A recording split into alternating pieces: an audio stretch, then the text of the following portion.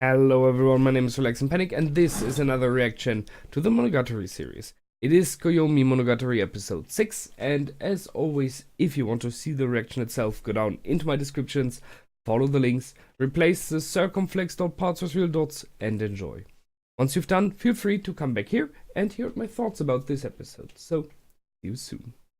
For those that came back, welcome back. Now, wood. Or in this case, a tree. My theory about we are going through the elements is still valid. Although I am not completely sure about the elements in Japan, but as far as I remember, there is like, so I will repeat it, earth, wind, fire, and water, sure. Wood, and I think metal was there as well, so still an option. This episode was interesting because we did not really get a resolution for the mystery. For the mystery that the tree just appeared in the backyard of the dojo. I mean, that's a weird thing. They did not check if it was maybe just brought there and planted as an old tree, although it doesn't look like. So it is still a mystery at the end of the episode. But they solved the problem of the people trying to chop it down or wanting to chop it down because they were afraid of this tree due to the appearance. So it's an option. It's a clever lie they used, the idea that a god, a being, created the tree there, and it is made out of the same wood as is the dojo. In this picture which I got here, you can see this partially, so it has the same coloring. The top is white as the training pieces they have there. So yeah, why not? And people, I guess, depending on how religious they are or how much of a believer they are, might feel okay to believe that. So that is a thing that is very, in my opinion, not easy to understand or to accept for people that are living in countries that are not so deeply rooted anymore in some kind of tradition of belief in spirits and gods or entities. So many modern cultures, people would possibly say like, that's nonsense what you're saying. But I happened to be in Japan quite a while ago, and I was in Hiroshima, which I possibly pronounced wrong now.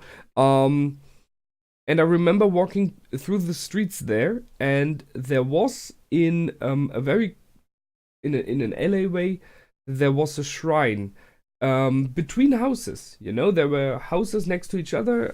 The city is very clearly built after the incident in World War II, so it's very harsh roads. It's like north, south, east, west, and not much of naturally grown city anymore. And there were houses next to each other, so no wasted space. But then in between, at one place, there was just a shrine, a little shrine, and I was surprised about it because it did not fit into everything else before.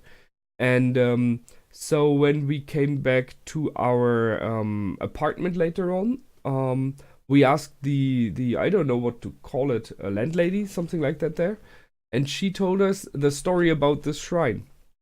So there was a fire that started, and no one knows why there was a fire, and it spread out. So the houses were there at this time were very easily flammable. So the fire spread, and people tried to get it out, but it didn't work fast enough. Fire department wasn't there yet, and at one place by itself the fire stopped. So it did not grow further into another direction. It just went to this position and stopped, and then went down by itself.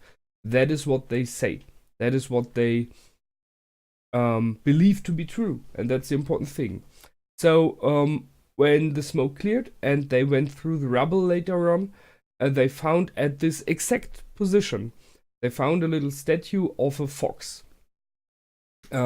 I don't know if it was a children's play toy or if it was really like a religious statue. I don't know that. But they found this, and they believed that, I'm not sure what the correct wording is, the god, the kami, the whatever, which shows himself as this fox, rescued them or made the fire stop. So they said, thus he did it for us, we will build a shrine for him here. And that's what they did. So there's a shrine now. And it's not like there's a shrine and no one cares. No, there are still people from time to time putting something there. So, although from a modern perspective of being efficient and, gathering money, scheduling your times and all this stuff, and being logical, above most things, being logical. Although this is a thing, I kind of like that. It gives you this mystery and this like philosophical aspect, or theological in this case, I guess, that there are things which we do not understand. And it is okay to not understand everything. That is a weird concept. It is this mix. I am someone who really, really likes a logic and structure. I like if I can, for myself, explain things and it makes sense to me, because then I can believe in them, But I am aware that believing in something without having a proof for it can be a strong thing as well, as long as you don't hurt others. That's always the thing I need there. So that story, back in this time in Japan, really touched my heart somehow. I still remember to this day, as you see. And for this episode here with the tree, it was very fitting, because it's more neither the same. There's just out of nowhere a tree appearing, and by saying, well, some entity made it grow to watch over those training there, and everyone just accepts it. That is interesting. I really like that. So, it was a really good episode. They showed this strange relationship between the siblings there, between Karen and Koyomi. It was a bit too much for me again, but I mean, we know that it was in the past as well, and she is playing with him as she always did, and he is always thinking about Hanekawa instead. Okay. On the one hand, I'm a little bit grumbled, as is Hanekawa, about the fact that he is always calling her for help. But on the other hand, I like it very much because it shows and deepens the relationship. Because I remember in, I think, the first season, when he explained about Hanekawa and who she is, that she's the one who always knows stuff. And he will go to her, he will refer to her, he will ask her for help. We didn't see so much of that in this series in general, but in this mini-series here, we can see it more often, so it gives me this background and this belief in her abilities more and more. Seeing that she's so clever and wise in some kind of way is a good thing to have. Now, we have Karen, mother of bees and protector of trees. And we have this one wording, which is more neither the only thing in this episode for me, which is partially, apart from the whole tree thing, philosophical, this command of him in the end that it is not zero, it's just a low number, but it's still an option.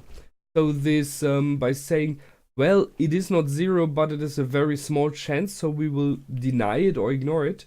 And he's saying, no, this small chance, this small percentage is still enough, because you can believe. It is not zero.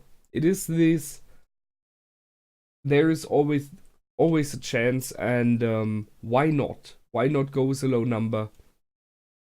Let's just ignore logic. It's a nice concept. Okay, I think that's it for this time. As always, feel free to comment, like, and subscribe. And I will see you in the next episode. Until then, my name is Relax and Panic. Goodbye. and out.